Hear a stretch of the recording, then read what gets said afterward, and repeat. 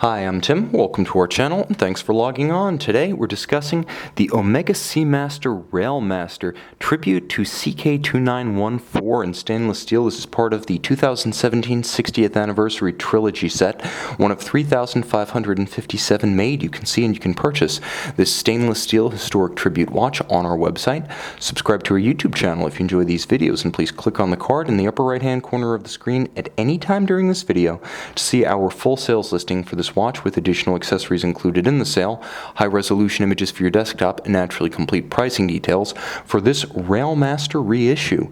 Now, it's interesting to note that of the three watches that have been reissued for 2017 as part of the 60th anniversary set, this one might be the most handsome. By far the most understated. This is also a watch that probably, if you were to blink, is neck and neck with the Speedmaster reissue as the closest in style, form, and proportion to the watch that inspired it. This does look the part, and it feels, however, I must say, like the modern luxury watch it is. The eyes say vintage. Eyes closed, a feeling on the wrist says modern luxury. So let's talk about the dimensions. Now, it's 38 millimeters across the round of the case.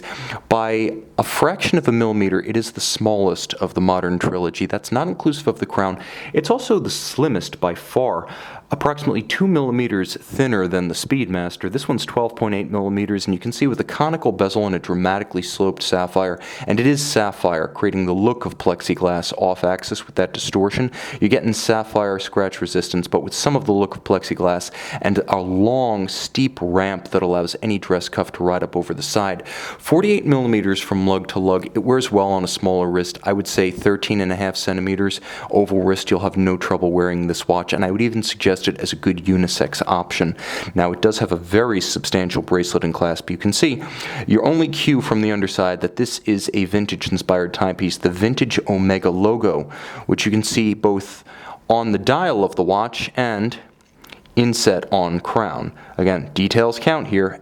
Nothing is overlooked, and that goes for the finish, both functional and aesthetic of the bracelet. You can see satin finished center links, polished outer links.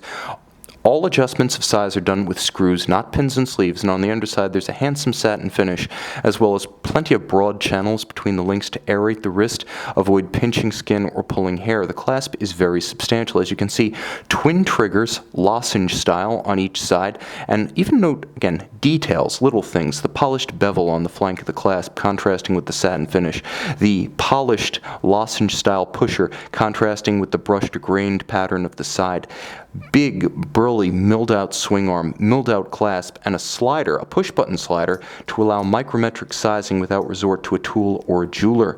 Now, of course, we turn it all back over. The main event remains the dial, and the dial is the star uniquely on this edition. Unlike the Seamaster 300, this one doesn't have a rotating bezel, and unlike the Speedmaster, there's no tachymetric scale to clutter it. It's a very handsome technician-style watch in the fashion of the original timepiece, and far more anti-magnetic, to the point of being amagnetic than the watch originally designed in 1957. Nevertheless, it is true to form on the dial. Now, Omega describes this as a tropical black dial. I can tell you it's a matte finish, somewhere between black and gray. I don't sense the chocolate overtones that are often associated with the term tropical, but you'll get no shortage of that in the patina of the indices. Now, make no mistake, on the hands, Dauphine and Broad Arrow, heritage-inspired at center, as well as the indices, this is super luminova, and it glows brightly, like a torch in fact, but you get that vintage warmth, the patina, as though this were a CK2914 that had aged gracefully in the 60 years since that first example came out. Vintage Railmaster script, vintage Omega script, as well as logo. It's minimalist, but it makes its point. It doesn't have a lot to say, but it says it with eloquence. Turn it over. Now you can see commemorative caseback, 60th anniversary, the hippocampus. Technically, the Seamaster, the Railmaster, and the Speedmaster were all part of the Seamaster family of water-resistant watches in Omega's catalog when they debuted in 1957. So that's why all these years later you turn over your Speedmasters and you see seahorses. True to form, this watch was part of that family, and even today it's described as part of the Seamaster family in Omega's catalog. Now underneath is an Omega exclusive Calibre 8806 Coaxial automatic winding. It features a 55-hour power reserve and even torque release throughout that power of autonomy via twin mainspring barrels, and it has a free-sprung balance with a full balance bridge, both features mitigating against shock and concussion for accurate timing in the face of sporting use. It also features an SI-14 silicone hairspring, such that it is not merely anti-magnetic like the original Railmaster, it is effectively amagnetic. Now, it beats away at the quirky coaxial-specific beat rate of 25,200 vibrations per hour, and it is a METAS certified chronometer. No longer COSC, it's a higher standard now known as METAS, created by Omega and the Swiss Federal Institute of Metrology. It's not just a test of chronometric performance, it also stresses the watch, and it tests the entire assembled timepiece rather than the simple test of the movement